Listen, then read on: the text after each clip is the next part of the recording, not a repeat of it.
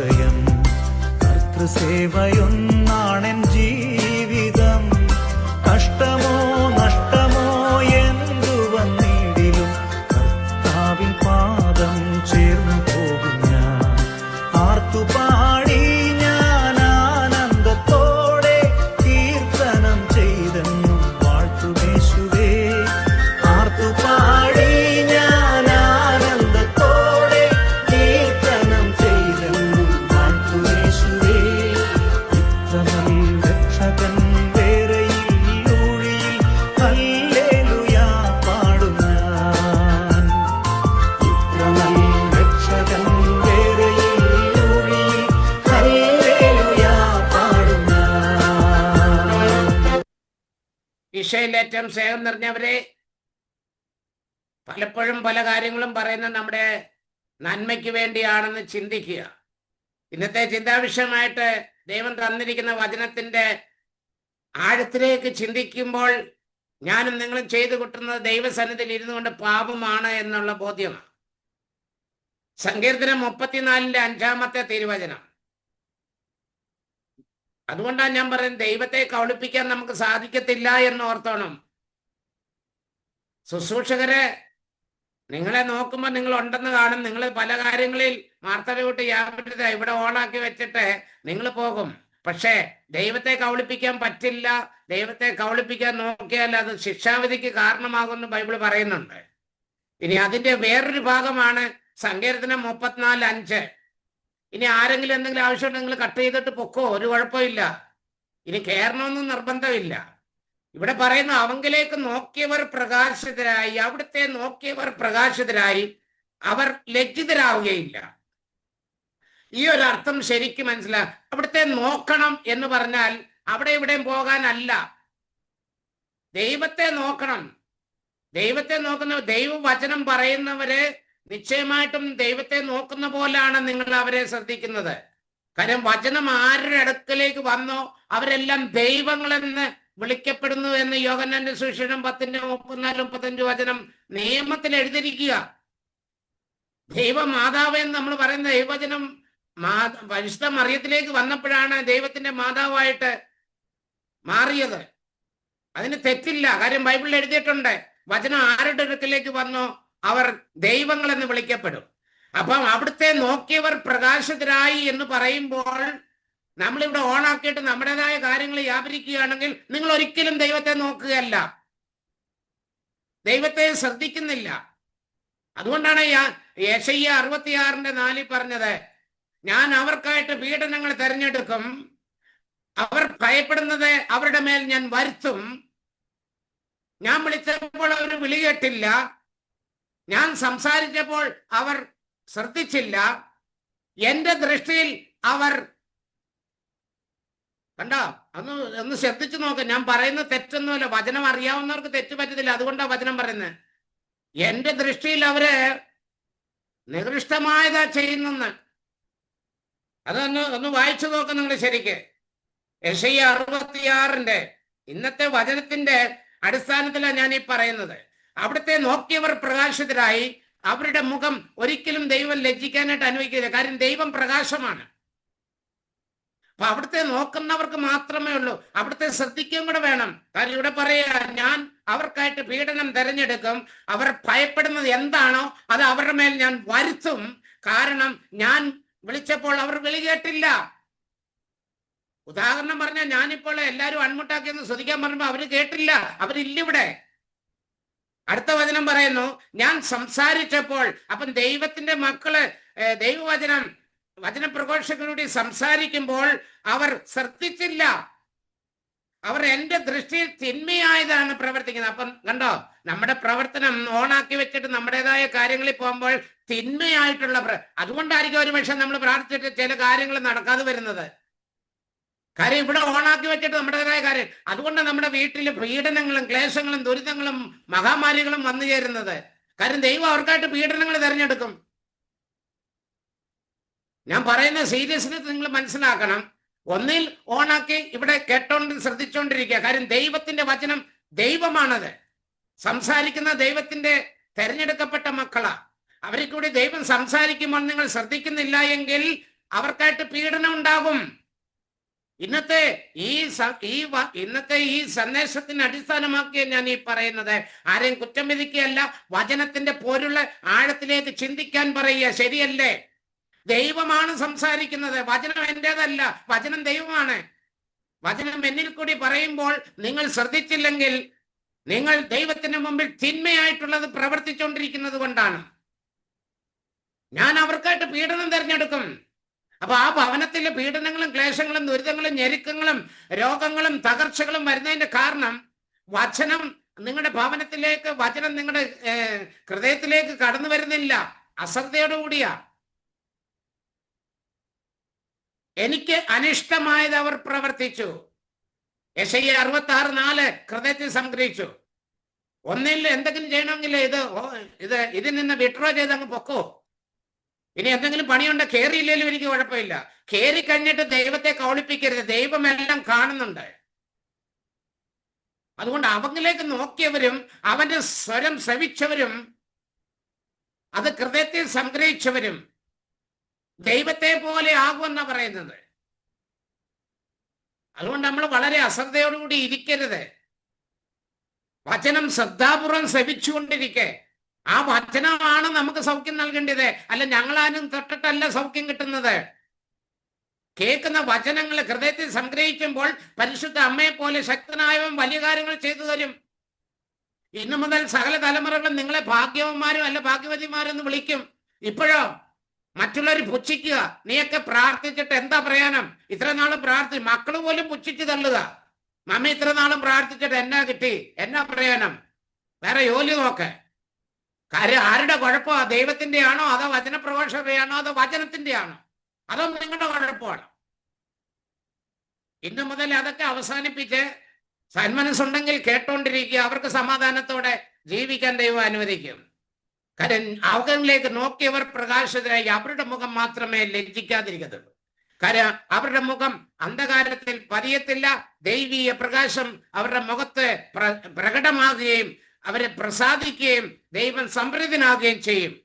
രണ്ടാമത്തെ വചനം ഞാൻ പറയുന്നു, യോഹന്നാന്റെ സുവിശേഷം 8-12 വചനമാണ്. അവിടെയും വ്യക്തമാക്കി പറയാം. ഇതിനോട് അനുകൂലിച്ചുകൊണ്ട് ഞാൻ പറയുകയാണ്. അതുകൊണ്ട് കേൾക്കാൻ ചെവിയുണ്ടെങ്കിൽ കേൾക്കുക. ദൈവത്തിന്റെ വചനത്തിൽ യാതൊരു മാറ്റമില്ല. ദൈവത്തേക്ക് നോക്കിയവർ പ്രകാശിതരാകും. അവിടുത്തെ നോക്കാതെ നമ്മുടേതായ ഇഷ്ടാനുസരണം ജീവിക്കുകയും ഒന്നില് നമ്മൾ ഓണാക്കിയിട്ട് മാർത്തയെ പോലെ പല കാര്യങ്ങളിൽ വ്യാപരിക്കുകയും ചെയ്താൽ ദൈവത്തെ കൗളിപ്പിക്കുകയാണെന്നും അതുവഴി നമ്മൾക്ക് ദൈവത്തിന്റെ മുന്നിൽ അനിഷ്ടമായത് നിങ്ങൾ ചെയ്യുന്നതും ദൈവത്തിൽ നിന്ന് നിങ്ങൾ മുഖം തിരിച്ചതുകൊണ്ട് നിങ്ങൾ അന്ധകാരത്തിൽ പതിക്കും. കാര്യം വചനം കേൾക്കാനായിട്ട് കേട്ടോണ്ടിരിക്കണം, അവിടുത്തെ ശ്രദ്ധിച്ചോണ്ടിരിക്കണം.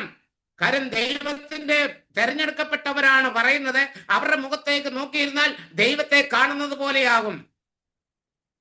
അവരുടെ നാവ് ദൈവത്തിന്റെ നാവ് പോലെയാണെന്നും വചനം ആരുടെ അടുക്കിലേക്ക് കടന്നു ചെന്നുവോ അവരെ ദൈവങ്ങളെന്ന് വിളിക്കപ്പെടുന്നെന്നും ബൈബിളിൽ എഴുതിയിട്ടുണ്ടെങ്കിൽ ആ ദൈവത്തെ ശ്രദ്ധിക്കാതിരുന്നാൽ നമുക്ക് പീഡനങ്ങളും ക്ലേശങ്ങളും ദുരിതങ്ങളും നമ്മുടെ ഭവനത്തിൽ ഉണ്ടാകും. അതുകൊണ്ട് സന്മനസ്സോടെ കേൾക്കുക. അതുകൊണ്ടാണ് ഇവിടുത്തെ വചനം പറയുന്നത്. യോഹന്നാന്റെ സുവിശേഷം 8-12 വചനം പറയുന്നു, ഞാൻ ലോകത്തിന്റെ പ്രകാശമാണ്. യേശു വീണ്ടും അവരോട് പറയുക, ഒന്നുകൂടെ ഞാൻ നിങ്ങളോടും പറയുക, ഞാൻ ലോകത്തിന്റെ പ്രകാശമാണ്. അപ്പൊ ലോകം എന്താ? അന്ധകാരമാണ്. ഞാൻ ദൈവത്തിൽ നിന്ന് മാറി ഏതെങ്കിലും കാര്യത്തിന് ഞാൻ വ്യാപൃതനായാൽ നീ ദൈവത്തിൽ നിന്ന് മുഖം മാറ്റുമ്പോൾ നിന്നിലുള്ള പ്രകാശം ഇല്ലാതാകുക. കാര്യം ദൈവമാണ് വിളിച്ചത്, നീ വിളി കേട്ടില്ല. ദൈവമാണ് സംസാരിക്കുന്നത്, നീ ശ്രദ്ധിച്ചില്ല. യെശയ്യാ പ്രവാചകൻ വലിയൊരു പ്രവാചകനാണ്. ആ പ്രവാചകനെ കൂടി ദൈവത്തിന്റെ ആത്മാവ് സംസാരിച്ചതാണ്. ദൈവത്തിന് മുമ്പിൽ നിങ്ങളെ അനിഷ്ടമായി ചെയ്തു, അത് ദൈവത്തിന് ഇഷ്ടമല്ല എന്ന് ഒരിക്കൽ കൂടി ഓർമ്മപ്പെടുത്തുക. സന്മനസ്സുണ്ടെങ്കിൽ ഇരുന്ന് ശ്രദ്ധിച്ച് നമ്മൾ ഒരുമിച്ച് ദൈവത്തെ സ്തുതിക്കുകയും ഒരുമിച്ച് ദൈവത്തെ ആരാധിക്കുകയും ദൈവവചനം ഒരുമിച്ച് പങ്കുവയ്ക്കുകയും ചെയ്യുമ്പോൾ ദൈവാനുഗ്രഹം നമ്മുടെ ഭവനത്തിൽ നിന്ന് നമ്മുടെ മക്കളിലേക്ക്, ജീവിത പങ്കാളിയിലേക്ക്, പ്രശ്നങ്ങളിലേക്ക് ഒഴുകും. ഇത് ഒഴുകാൻ നിങ്ങൾ സമ്മതിക്കത്തില്ല. പിന്നെങ്ങനാന്ന് പറ. ഇവിടെ പറയാണ്, എന്നെ അനുഗമിക്കുന്നവൻ ഒരിക്കൽ പോലും അന്ധകാരത്തിൽ നടക്കുകയില്ല. ഒരിക്കൽ പോലും അന്ധകാരത്തിൽ നടക്കത്തില്ല. കാരണം എപ്പോഴും അവനിൽ പ്രകാശമുണ്ട്. ദൈവം പ്രകാശമാണ്. ദൈവത്തെ നോക്കിയിട്ട് മോശ മലമുകളിൽ നിന്ന് ഇറങ്ങി വന്നപ്പോൾ ജനങ്ങൾക്ക് മോശയുടെ മുഖത്ത് നോക്കാൻ പറ്റില്ല. കാര്യം ദൈവത്തെ നോക്കിയിട്ട് വന്നപ്പം മോശയുടെ മുഖം തേജസ്സുറ്റതായിരുന്നു. പ്രകാശം കൊണ്ട് നോക്കാൻ പറ്റില്ല, കണ്ണു മങ്ങിപ്പോയി ജനങ്ങളുടെ. അതുകൊണ്ട് അങ്ങനെയുള്ളവർക്ക് ഒരിക്കലും അന്ധകാരം പിടികൂടത്തില്ല. ആ ഭവനത്തില് അന്ധകാരം ഉണ്ടാകത്തില്ല. ചിലപ്പം വിരുന്നുകാർ വരും, അവരവിടെ കയറിയിരിക്കട്ടെ. ദൈവവചനം കേൾക്കാനായിട്ട് സന്മനസ്സോടെയാണ് കയറിയെങ്കിൽ അത് അവസാനിക്കുന്നിടം വരെ സമാധാനത്തോടും സന്തോഷത്തോടും ദൈവവചനം കേൾക്കാനായിട്ട് പരിശ്രമിക്കുക. നീയും നിന്റെ കുടുംബം രക്ഷപ്രാപിക്കും. നിങ്ങൾ ഒരിക്കലും അന്ധകാരത്തിൽ വസിക്കത്തില്ല. ചിലപ്പം ഫോൺ വരും, ചിലപ്പോൾ ഏതെങ്കിലും, അതൊക്കെ വിട്ടുകളയണം. ചിലപ്പോൾ അടുപ്പത്തെ മീൻ വറക്കാനിട്ടിട്ടായിരിക്കും വന്നിരിക്കുന്നത്, ഉടനെ അത് നോക്കാനായിട്ട് ഓടും. അത് നല്ലതല്ല എന്ന് വീണ്ടും വീണ്ടും ദൈവം ഓർപ്പിക്കുക. അതുകൊണ്ടാണ് യേശു വീണ്ടും പറഞ്ഞു, വീണ്ടും കണ്ടോ, വീണ്ടും വീണ്ടും വീണ്ടും പറഞ്ഞു അവരോട്, ഞാൻ ലോകത്തിന്റെ പ്രകാശമാണ്, എന്നെ അനുഗമിക്കൽ പോലും ഒരു പ്രാവശ്യം പോലും അന്ധകാരത്തിൽ നടക്കുകയില്ല, അവന് ജീവന്റെ വെളിച്ചമുണ്ട്, ജീവന്റെ പ്രകാശം അവനിലുണ്ട്. അപ്പൊ ഒരു പ്രാവശ്യം ദൈവത്തെ മുഖാമുഖം കണ്ടു കഴിഞ്ഞാൽ പിന്നെ ആ പ്രകാശം. അതുകൊണ്ടാണ് മത്തായിയുടെ സുവിശേഷത്തിലെ 5-ാം അധ്യായത്തിലെ വ്യക്തമാക്കി അവിടെ പറയുന്നത്, 14-ാമത്തെ വചനം പറയുന്നു, നിങ്ങൾ ലോകത്തിന്റെ പ്രകാശമാണ്. അപ്പൊ നമ്മൾ ലോകത്തിന്റെ അന്ധകാരമാക്കി ഇവിടെ ലോകത്തെ നോക്കി നടക്കുന്ന നമ്മൾ അന്ധകാരത്തെ പതിക്കുക. ലോകത്തിന്റെ ഒരു പ്രകാശമായി മാറുവാൻ നമുക്ക് സാധിക്കുന്നില്ലെങ്കിൽ നാം ദൈവത്തെ വിളിക്കുകയും ദൈവത്തിനോട് പ്രാർത്ഥിക്കുകയും ദൈവത്തെ ആത്മീയനാണെന്ന് അല്ലെങ്കിൽ ആത്മീയ കൃപയുണ്ടെന്ന് പറഞ്ഞിട്ട് ഒരർത്ഥവുമില്ല. നിങ്ങൾ ലോകത്തിന്റെ പ്രകാശമാകണം. നിങ്ങൾ ലോകത്തിന്റെ ഞാൻ ലോകത്തിന്റെ പ്രകാശമാകുന്നെങ്കിൽ ഈശോ പറഞ്ഞു, എന്നെ അനുഗമിക്കുന്നവനിൽ അവന് ജീവന്റെ വെളിച്ചമുണ്ട്, അവൻ മറ്റുള്ളവർക്കൊരു പ്രകാശമായിട്ട് മാറണം. പക്ഷെ നമുക്കത് മാറാൻ സാധിക്കുന്നില്ല. അതുകൊണ്ടാണ് ഏറ്റവും വലിയ പ്രശ്നം. 5:16 ഞാൻ വായിക്കാൻ പോവുക. അപ്പൊ നമ്മൾ കേട്ടോണം. അപ്രകാരം മനുഷ്യൻ നിങ്ങളുടെ സൽപ്രവർത്തികൾ കണ്ട് സ്വർഗസ്വനായ നിങ്ങളുടെ പിതാവിനെ മഹത്വപ്പെടുത്തുന്ന നിങ്ങളുടെ വെളിച്ചം അവരുടെ മുമ്പിൽ ഉണ്ടാകണം. ഭർത്താവിന്റെ മുമ്പിൽ നീ ഒരു പ്രകാശമായി മാറണം. നിന്റെ മുഖം ഇരുണ്ടു പോകുന്നതിന്റെ കാരണം നിന്നിൽ ജീവന്റെ വെളിച്ചമില്ല. നിന്നെ മക്കൾ നോക്കുമ്പോഴേ, നിന്റെ ജീവിത പങ്കാളി നിന്നെ നോക്കുമ്പോഴേ അവരുടെ അന്ധകാരം മാറണം. നിന്റെ പ്രകാശം അവരിലേക്ക് വീശുമ്പോൾ അവരുടെ അന്ധകാരം മാറും. ഇപ്പോഴോ നീ പ്രാർത്ഥിച്ചിട്ട് വന്നിട്ട് അവരെ നോക്കുമ്പോൾ നിന്റെ മുഖമല്ല ഇരുണ്ടു പോകുന്നത്. എന്തുകൊണ്ടാണ്? നിന്നിൽ ജീവന്റെ വെളിച്ചമില്ല. നീ ദൈവത്തെ നോക്കുന്നില്ല, ദൈവത്തെ ശ്രദ്ധിക്കുന്നില്ല, ദൈവം പറയുന്നത് അനുസരിക്കുന്നില്ല. അതുകൊണ്ട് എന്റെ മുഖം അന്ധകാരമാകുന്നതിന്റെ കാരണം എന്നിൽ ജീവന്റെ വെളിച്ചമില്ലാത്തത് കൊണ്ട് എന്റെ ഭർത്താവ് എന്നെ നോക്കുമ്പോൾ എന്റെ മുഖം ഇരുണ്ടു പോന്നു, എന്റെ മക്കൾ എന്നെ നോക്കുമ്പോൾ എന്റെ മുഖം ഇരുണ്ടു പോന്നു, അവരുടെ മുഖം വികൃതമാകുന്നു. അതുകൊണ്ട് എന്നെ ശ്രമിക്കുന്ന ദൈവത്തിന്റെ തെരഞ്ഞെടുക്കപ്പെട്ടവരെ സന്മനസ്സുണ്ടെങ്കിൽ ഇരുന്നാൽ മതി, അല്ലെങ്കിൽ അതിന്റെ ആവശ്യമില്ല. കാരണം ദൈവത്തെ കബളിപ്പിച്ചാൽ ശിക്ഷ അനുഭവിക്കും. അതുകൊണ്ടാ പറഞ്ഞത്, കേറിയാൽ അനുഗ്രഹമാണ്, ജീവന്റെ വെളിച്ചമുണ്ട്, അത് മറ്റുള്ളവർക്ക് പ്രകാശം കൊടുക്കാൻ നീ ലോകത്തിന്റെ പ്രകാശമാകണം. അതുകൊണ്ടാണ് ഇവിടെ പറഞ്ഞത്, നീ ലോകത്തിന്റെ കർത്താവ് പറഞ്ഞു, ഞാൻ ലോകത്തിന്റെ പ്രകാശമാണ്, എന്നെ അനുഗമൻ ജീവന്റെ വെളിച്ചമുണ്ട്. എങ്കിൽ നീ ലോകത്തിന്റെ പ്രകാശമായി മാറണം. നിന്റെ സൽപ്രവൃത്തികൾ കണ്ട് നിന്റെ മക്കള്, നിന്റെ ജീവിത പങ്കാളി, നിന്റെ ആൾക്കാർ നിന്നിലേക്ക് കടന്നു വരണം. അവരുടെ അന്ധകാരം വിട്ടുമാറും.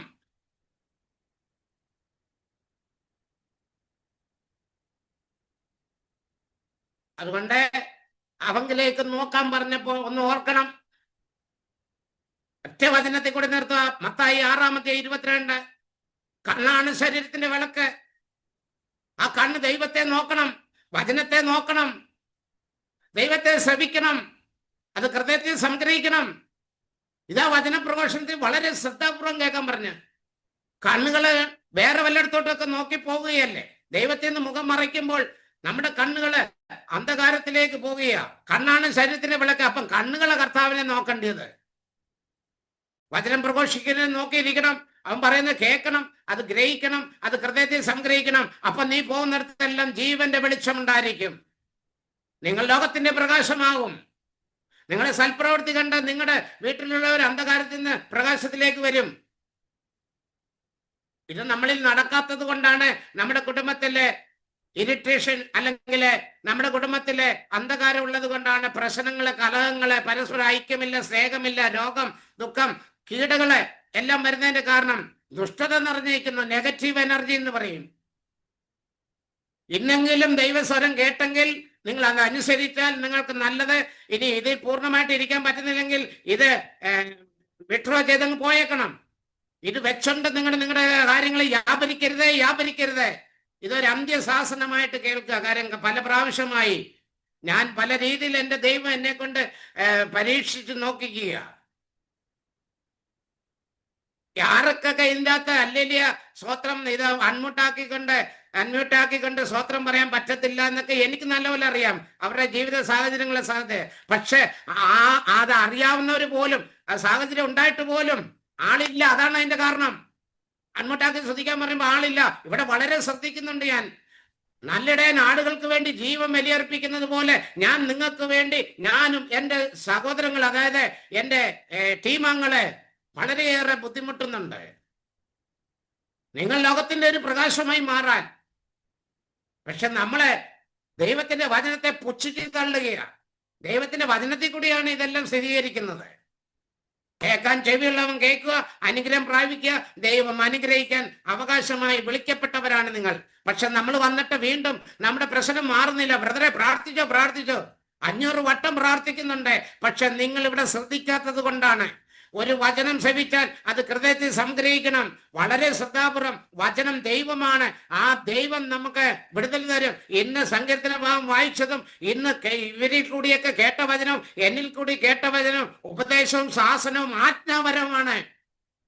രക്ഷപ്പെടാനായിട്ട് വേറെ ഒരു വഴിയും ഈ ലോകത്തില്ല. ആ ജീവന്റെ വെളിച്ചം അത് വചനം പറയുന്നുണ്ട്. ഇതിന്റെ ബാക്കി ഭാഗം നമുക്ക് നാളെ എടുക്കാം. ദൈവം തമ്പുരാൻ നമ്മളെ അനുഗ്രഹിക്കട്ടെ. പിതാവിന്റെയും പുത്രന്റെയും പരിശുദ്ധാത്മാവിന്റെയും നാമത്തിൽ ആമേൻ.